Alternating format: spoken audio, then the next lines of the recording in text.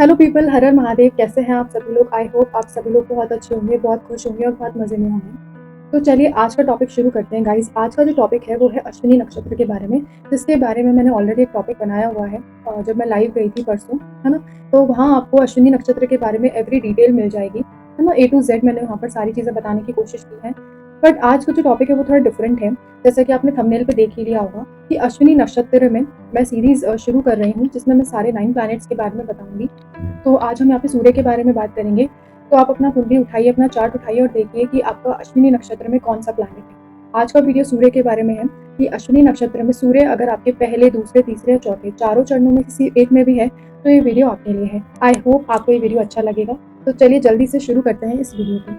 देखिए, आप इस चीज़ को समझिए कि यहाँ पर अश्विनी नक्षत्र के बारे में पहले आपको थोड़ा बेसिक्स पता होनी चाहिए, राइट? तो पहले यहाँ पे मैं थोड़ा बेसिक्स और इंट्रोडक्शन की बात करती हूँ। देखिए, आप इस चीज़ को समझिए कि जो अश्विनी नक्षत्र होता है, ये जो होता है वो मेष राशि में होता है, राइट? मेष राशि में इसके 0 डिग्री से 13 डिग्री 20 मिनट तक ये आता है। इसके चारों चरण जो होते हैं वो मेष राशि में आते हैं और इस नक्षत्र के जो स्वामी होते हैं वो केतु देव होते हैं और इस राशि के जो स्वामी होते हैं वो मंगल होते हैं, है ना। अब इस जो नक्षत्र है, इसका सिंबल क्या होता है? इसका सिंबल होता है घोड़े का सिर, राइट? Horses head. और ये जो सिंबल है ये दिखाता है हमारी जो भी गति है, हमारी ऊर्जा है, हमारे एक फ्रीडम है ना? उसको ये दिखाता है, उसको सिंबलाइज़ करता है। अब इस नक्षत्र के जो देवता हैं वो अश्विनी कुमार हैं, ठीक है? और अश्विनी कुमार कौन है? ये देवताओं के मेडिसिन्स हैं, फिज़िशियंस हैं, यानी कि देवताओं के चिकित्सक हैं, डॉक्टर हैं। इसीलिए इस नक्षत्र में हीलिंग पावर्स होती है या हीलिंग जिसे हम बोलते हैं या हीलर बनना या फिर हर मुश्किल से तुरंत बाहर निकलना, जिसे हम कोई एक रिकवरी बोलते हैं। ठीक है, ऐसे इस नक्षत्र में ये शक्तियाँ होती हैं, एक मिरेकल शक्तियाँ जिसे हम बोलते हैं। अब ये जो नक्षत्र है ये एक फास्ट नक्षत्र है ना? ये यहाँ पर चीज़ें ना बहुत तेज़ी से होती हैं, राइट? इसको मैंने जो है अपने उस नक्षत्र वाली सीरीज़ में जब मैं लाइव गई थी वहाँ मैंने डिटेल में एक्सप्लेन किया है, आप जान सकते हैं वहाँ जाके। तो अब यहाँ पर हम लोग बात करते हैं सूर्य की, क्योंकि सूर्य जो है अगर आपके अश्विनी नक्षत्र में आ जाते हैं तो उसका जनरल इफ़ेक्ट क्या होता है उसकी बात करते हैं। देखिए, सूर्य जो होता है वो हमारी आत्मा का कारक है, हमारे अहंकार को ये दिखाता है, हमारे जो भी हम लोग डिसिप्लिन लाइफ़ मेंटेन करते हैं या फिर हमारे अंदर जो भी लीडरशिप क्वालिटीज़ होती है, उसको ये दिखाता है, राइट? अब मेष राशि में जो है ये 10 डिग्री पर जो है वो एक्सॉल्टेड हो जाता है, डीपली एक्सॉल्टेड हो जाता है। तो जो अश्विनी नक्षत्र के तीसरे चरण में आता है, राइट? इसके बारे में मैं एक शॉर्ट्स भी बना दूँगी, तो आप वो भी देख सकते हैं। अब आप इस चीज़ को समझिए कि यहाँ पर जो सूर्य की तरह यहाँ पर सूर्य जो है इस नक्षत्र में राजा की तरह बहुत ज़्यादा जो है वो बहुत ही ज़्यादा एक्सट्रीम पावरफुल फ़ील करता है। लेकिन केतु का नक्षत्र होने के कारण इसमें एक आप समझिए कि आध्यात्मिक मोड़ आना या फिर स्पिरिचुअलिटी से रिलेटेड चीज़ें होना या फिर अचानक होने वाले इंसिडेंट्स या अचानक होने वाले बदलाव आपको देखने से मिल सकते हैं। चलिए, अब हम यहाँ पे चारों चरणों के बारे में डिटेल में एक्सप्लेन करते हैं। इसमें हम डिग्री की भी बात करेंगे, बिहेवियर की बात करेंगे और प्रेडिक्शंस की बात करेंगे। देखिए, अभी हम बात करने वाले हैं कि अश्विनी नक्षत्र के पहले चरण में जो है वो कैसा रिजल्ट होता है, ठीक है? अगर आपके चार्ट में भी सूर्य जो है वो फर्स्ट हाउस सॉरी अश्विनी नक्षत्र में है और फर्स्ट चरण में है, पहले चरण में है, तो आप कैसे पता करेंगे पहले चरण में है? देखिए, अगर यहाँ पर 0 डिग्री से 3 डिग्री 20 मिनट तक अगर आपके सूर्य बैठे हैं, तो इस चरण में जब सूर्यदेव आ जाते हैं, तो आप इस चीज़ को पहले तो ये समझिए कि हम लोग यहाँ पर नवमांश को भी डिस्कस करते हैं कि ये मेष नवमांश है, ठीक है? यानी कि ये वर्गोत्तम हो गया, यानी कि आपके नवमांश चार्ट में भी सूर्य जो है वो मेष राशि में आपको देखने को मिलेंगे, राइट? अब यहाँ पर जब भी इस नक्षत्र में सूर्य आ जाते हैं, तो यहाँ पर जो है वो एक सूर्य की पावर जो है वो डबल हो जाती है। तो आप अब रिलेट करेंगे इस चीज़ को कि अगर आपका भी सूर्य अश्विनी नक्षत्र के प्रथम चरण में है, तो आपका बिहेवियर और नेचर जो है वो कैसा है? देखिए, आप बहुत ज़्यादा एक तो ऊर्जावान होंगे, आपके अंदर बहुत ज़्यादा एनर्जी होगी, आप बहुत ज़्यादा एग्रेसिव हो जाएँगे कई बार, है ना? और आपके अंदर ना एक लीडरशिप क्वालिटी जो होता है ना वो बाय बर्थ होता है। आपको पता होता है कि किस जगह मुझे क्या लीडरशिप क्वालिटीज़ दिखानी है, किस जगह मुझे क्या करना है, राइट? आप में ना पेशेंस की बहुत ज़्यादा कमी होती है, आप इस चीज़ को समझिए। और ऐसा भी देखने को मिलता है कि आप अगर कोई चीज़ आप ठान लो कि भाई मुझे ये चीज़ अभी चाहिए, तो आप बोलते हो कि मुझे अभी के अभी ही वो चीज़ चाहिए। तो आपके अंदर पेशेंस की बहुत ज़्यादा कमी होती है। आपको कोई भी चीज़ अगर आपने बोल दिया कि भई मुझे अभी चाहिए, तो आप बिल्कुल भी ज़रा भी आप ये नहीं सोचते कि भई नहीं वो चीज़ कल हो जाएगी या परसों हो जाएगी। आप बोलते हो नहीं जी मुझे अभी चाहिए तो अभी ही चाहिए, राइट? है ना? आपके अंदर ईगो बहुत ज़्यादा हाई होता है। बहुत हाई लेवल का ईगो आपके अंदर देखने को मिलता है। कभी-कभी आप बहुत ज़्यादा ज़िद्दी हो जाते हो या कभी-कभी बहुत ज़्यादा ना तानाशाही रवैया हो जाता है। जैसे कई लोग होते हैं ना, तानों में बात करते हैं या फिर सार्कास्टिक वे में बातें करते हैं, तो कई बार ना आप ये चीज़ें आपके नेचर के अंदर देखने को मिलती हैं। अब हम बात करते हैं प्रेडिक्शंस की। देखिए, वर्गोत्तम होने के कारण, क्योंकि नवमांश में भी आपका इसी राशि में जाकर के सूर्य बैठेगा, राइट? तो आप इस चीज़ को समझिए कि वर्गोत्तम हो गया ये, तो इसके कारण आपके अंदर बहुत जो है आपकी लाइफ में आपको बहुत एक अथॉरिटेटिव पोस्ट मिल सकती है, या फिर आप किसी गवर्नमेंट जॉब में हो सकते हो, या फिर आपका सोशल जो सर्कल होगा वो बहुत अच्छा होगा, या उसमें आपको बहुत मान सम्मान प्रतिष्ठा मिल सकती है। पिता के साथ आपके जो संबंध है वो थोड़े अग्रेसिव हो सकते हैं, या फिर ईगो क्लैशेस हो सकते हैं आपके, है ना? लेकिन आपके जो पिता हैं वो भी काफ़ी ज़्यादा प्रभावशाली यहाँ पर आपको देखने को मिलेंगे। अब शुरुआत में जो है वो आपको सिर दर्द हो सकता है, या फिर बहुत ज़्यादा गुस्सा आ सकता है आप में, या माइग्रेन की कुछ समस्या आपको देखने को मिल सकती है, राइट? अब यहाँ पर हम बात करते हैं दूसरे चरण की, कि अगर सूर्य आपके अश्विनी नक्षत्र में दूसरे चरण में बैठे हैं तो कैसे रिजल्ट करेंगे। देखिए, अगर यहाँ पर सूर्य आपके 3 डिग्री 20 मिनट से 6 डिग्री 40 मिनट पर है, तो आप समझ जाएंगे कि भाई आपका सूर्य जो है वो सेकंड चरण में है। अब यहाँ पर नवमांश में आप देखिए यहाँ पे वृषभ आ जाता है ना? तो अब वृषभ आ गया, तो इसका जो स्वामी है वो शुक्र है। तो यहाँ पर स्वभाव और बिहेवियर हम कैसे देखेंगे। देखिए, सूर्य जो है आप समझिए कि यहाँ पर सूर्य की जो एक एग्रेसिवनेस है वो यहाँ पर थोड़ा जाकर के शांत होता है ना? और ऐसा जो नेटिव होगा वो कलात्मक चीज़ें जो होती है, मतलब आर्टिस्टिक चीज़ें हैं, उसका बहुत शौकीन होगा, है ना? और ऐसा नेटिव जो होगा वो कम्फर्ट्स की इच्छा रखेगा, सुख सुविधाओं की इच्छा रखेगा, कि भाई मुझे अपनी प्रायोरिटी पे अपनी सुख सुविधा तो पहले चाहिए, राइट? अब पहले चरण को जब हम कंपेयर करते हैं यहाँ से, तो फर्स्ट चरण के कंपैरिजन में ये लोग जो है वो अपनी एक ऊर्जा को एक सही डायरेक्शन में मैनेज करना बहुत अच्छे से जानते हैं। पहले चरण में क्या था, ऐसे लोग बहुत ज़्यादा इम्पल्सिव हो जाते थे, इम्पल्सिव हो जाते हैं, मतलब उनको पता नहीं चलता हम गुस्से में क्या करें। लेकिन यहाँ पर जो है नेटिव अपनी उन चीज़ों को बैलेंस ज़रूर से करना सीखेगा।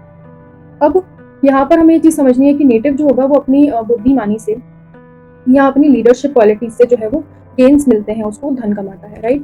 और ऐसे नेटिव का जो बिजनेस माइंड होता है वो बहुत ज़्यादा अच्छा होता है। ये लोग लग्जरी और ब्यूटीफुल लाइफस्टाइल पर बहुत ज़्यादा खर्चा करना पसंद करते हैं, और जितनी भी आर्टिस्टिक चीज़ें हो गई, राइट, जितने भी गवर्नमेंट फिनेंसेस हो गए, या फिर किसी भी ऐसी इंडस्ट्री में ये लोग बहुत ज़्यादा सक्सेसफुल होते हैं जहाँ पर मैनेजमेंट और प्रेजेंटेशन दोनों की बहुत ज़्यादा ज़रूरत होती है। अब बात करते हैं अश्विनी नक्षत्र के तीसरे चरण के बारे में, ठीक है?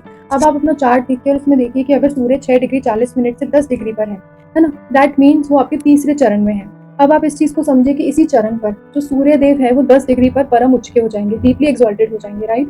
अब यहाँ पर जो नवमांश शुरू होता है वो मिथुन का शुरू हो जाता है, जेमिनी नवमांश जिसे हम बोलते हैं, और इसके जो लॉर्ड है वो मरकरी है। ठीक है, अब हम बात करते हैं ऐसे नेटिव के नेचर और बिहेवियर के बारे में। देखिए, ये नेटिव जो होगा वो बहुत ज़्यादा बुद्धिमान होगा, है ना? बहुत ज़्यादा ऐसे नेटिव की एक हम बोलते हैं बुद्धिमत्ता जो होती है, विज़डम जो होती है वो बहुत ज़्यादा होती है, इंटेलेक्ट पावर जिसे हम बोलते हैं वो बहुत अच्छा होता है ना? और क्विक विटेड होते हैं ऐसे नेटिव, है ना? मतलब आप इस चीज़ को समझिए कि हाज़िर जवाब देना, किसी भी क्वेश्चन आपसे कोई क्वेश्चन पूछा जाए और आपको क्विक विटेड हो, आप तुरंत के तुरंत जवाब देना, आपको पता है कि किस तरीके से जवाब देना है मुझे। आप बहुत अच्छे कम्युनिकेटर होते हो, 10 लोगों के बीच में आपको बिठा दिया जाए, आपके अंदर कम्युनिकेशन स्किल्स बहुत अच्छी होती है, आप 10 लोगों के बीच में भी अपनी कम्युनिकेशन के थ्रू जो है वो बहुत अच्छा आपको लोग परसीव करते हैं कि देखो इसकी कम्युनिकेशन कितनी अच्छी है ना? कुछ इस तरीके का बिहेवियर आपका होता है। आपके अंदर ना चीज़ों को सीखने की, नई-नई चीज़ों को सीखने की एक इच्छा बहुत होती है, राइट? आप मतलब कभी सीखना बंद नहीं करते हो, चाहे आप कितने भी एज के क्यों ना हो, तो आपके अंदर एक वो इच्छा जो होती है सीखने की न्यू-न्यू चीज़ों को, है ना? वो आपकी कभी भी खत्म नहीं होती, वो बढ़ती रहती है बाय एज। और आप ना बहुत ज़्यादा मल्टी टैलेंटेड होते हो, राइट? आपको भले ही थोड़ी-थोड़ी नॉलेज हो, लेकिन नॉलेज आपको हर फील्ड की होगी, आप मल्टी टैलेंटेड होते हो, है ना? अब अपनी बात को बहुत अधिकार के साथ, बहुत अथॉरिटी के साथ और बहुत लॉजिक के साथ करते हो। आप ना इम्प्रैक्टिकल बातें कभी नहीं करते, आप जो भी बातें करते हो प्रैक्टिकल बातें ही करते हो। अब यहाँ पे प्रेडिक्शंस क्या होंगी, देखिए, आप इस चीज़ को समझिए, क्योंकि यहाँ पर इस डिग्री में सूर्य जो है वो डीपली एक्सॉल्टेड पे है, यानी परम उच्च का हो गया, तो ये नेटिव को बहुत ही ज़्यादा इंटेलेक्ट तो इतना ज़्यादा बना देगा, मतलब नेटिव के पास बहुत ज़्यादा इंटेलेक्ट होगा, बहुत बुद्धि होगी ऐसे नेटिव के अंदर, और ऐसा नेटिव राइटिंग में या स्पीकिंग में बहुत अच्छा वो कर सकता है, मतलब ऐसे नेटिव के अंदर राइटिंग स्किल्स, स्पीकिंग स्किल्स बहुत ज़्यादा अच्छी होती है। ये लोग बहुत अच्छे काउंसलर बन सकते हैं, बहुत अच्छे एस्ट्रोलॉजर्स बन सकते हैं, बहुत अच्छे जैसे हम बोलते हैं किसी को एडवाइजरी देना, है ना? मतलब एडवाइजर अच्छे हो सकते हैं, या बहुत अच्छे राइटर भी बन सकते हैं, है ना? इन्हें किसी भी गवर्नमेंट से रिलेटेड फील्ड में या फिर बड़े-बड़े जो भी अपने ग्रुप्स होते हैं, है ना? वहाँ पर इनको बहुत अच्छा यहाँ पर रिजल्ट देखने को मिलता है, बहुत अच्छा सम्मान मिलता है और बहुत अच्छा यहाँ पे ऐसे नेटिव को प्रसिद्धि मिलती है। इनका नेटवर्क जो होता है वो बहुत ही अच्छा होता है। अब बात करते हैं चौथे चरण की। देखिए, आप इस चीज़ को देखिए कि अगर आपके चार्ट में सूर्य 10 डिग्री से 13 डिग्री 20 मिनट पर है, दैट मीन्स वो चौथे चरण में है ना? अब यहाँ से कर्क नवमान शुरू हो जाता है और इसके जो लॉर्ड है वो मून है। अब यहाँ पर हम बात करते हैं ऐसे नेटिव के नेचर और बिहेवियर के बारे में। देखिए, इस चीज़ को समझिए कि यहाँ पर जो सूर्य है वो थोड़ा इमोशनल हो जाता है, थोड़ा प्रोटेक्टिव हो जाता है। तो यहाँ पर ये देखने को मिलेगा नेटिव के बिहेवियर में आपको कि बाहर से भले ही ये नेटिव आपको बहुत ज़्यादा स्ट्रॉन्ग दिखेगा, भाई हाँ, मुझे फ़र्क नहीं पड़ता, मैं बहुत स्ट्रॉन्ग पर्सनैलिटी हूँ, लेकिन अंदर से ये नेटिव बहुत ज़्यादा केयरिंग होगा, बहुत ज़्यादा भावुक होगा, बहुत ज़्यादा इमोशनल आपको देखने को मिलेगा। इनका ना अपने परिवार को लेकर के स्पेसिफिकली अपनी मदर को लेकर के इनका बहुत ज़्यादा अटैचमेंट अपनी मदर के साथ होता है ना? आप इस चरण में अश्विनी कुमारों के जो हीलिंग गुण हैं, जैसे मैंने आपको स्टोरी में बताया था अपनी वीडियो में, आप जाके वहाँ देख सकते हैं, है ना? मैं यहाँ पर आपको लिंक आई बटन पे दे दूँगी, आप डायरेक्टली वो वीडियो देख सकते हैं वहाँ जाके। तो इस चरण में जो है वो अश्विनी कुमार के जो हीलिंग की जो गुण है, वो बहुत ज़्यादा एक्टिवेट हो जाते हैं, राइट? ये नेटिव जो होगा वो दूसरों का दुःख दूर करने में इनके अंदर एक स्वाभाविक क्षमता इनके अंदर होती है। यानी कि अगर मान लीजिए कोई बीमार व्यक्ति आपके घर आया है, अगर आप सिर पे उनके हाथ भी फेर दोगे ना, तो भी उनको आपके एक हीलिंग देखने को मिलेगी, वो आप महसूस करेंगे आपकी उस चीज़ को, राइट?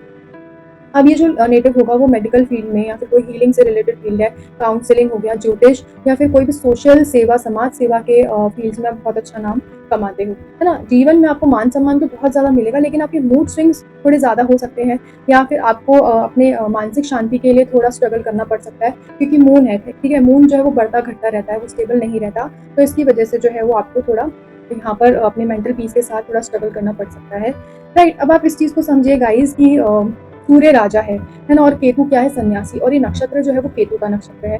इसीलिए अश्विनी का सूर्य जो है वो जातक को, मतलब नेटिव को, बहुत ज़्यादा मतलब मटेरियलिस्टिक वर्ल्ड में भले ही कितना भी आप सक्सेसफुल हो जाओ, लेकिन जीवन में किसी न किसी एक स्टेज पर आकर के आप एक सेल्फ रियलाइजेशन यानी खुद की खोज या फिर अपने स्पिरिचुअलिटी की तरफ ज़रूर जाते हो, क्योंकि यहाँ पर एक केतु का नक्षत्र है। तो आई होप गाइज़ आपको ये वीडियो अच्छा लगेगा। तो ऐसे ही मैं अपनी सारी सीरीज़ को कंटिन्यू करूँगी। आज मैंने अश्विनी नक्षत्र में सूर्य के बारे में बात करी है। अब कल मैं बात करूँगी इसी अश्विनी नक्षत्र में चंद्रमा। चंद्रमा चारों जो है अपने यहाँ पे चरणों में कैसा रिज़ल्ट करते हैं, है ना? तो अगर आपने इसमें से कुछ भी रिलेट किया हो अपने पर्सनैलिटी, अपने नेचर को लेकर के, तो आप मुझे कमेंट सेक्शन में आके ज़रूर बता सकते हैं। और अगर आपको अपने चार्ट को लेकर के कोई गाइडेंस चाहिए, कुंडली रीड करवानी है, तो भी आप मुझसे कंसल्टेंसी ले सकते हैं। मैंने अपना नंबर मेंशन कर दिया है ना? 7891517336 पर आप मुझसे कॉन्टैक्ट कर सकते हैं। और ऐसे ही रिलेटेबल कंटेंट का अपडेट पाने के लिए आप मेरे चैनल को सब्सक्राइब भी कर सकते हैं, अगर आपको अच्छा लगेगा तो। चलिए मैं मिलती हूँ अपने नेक्स्ट वीडियो के साथ। Till then bye bye, take care, हर हर महादेव।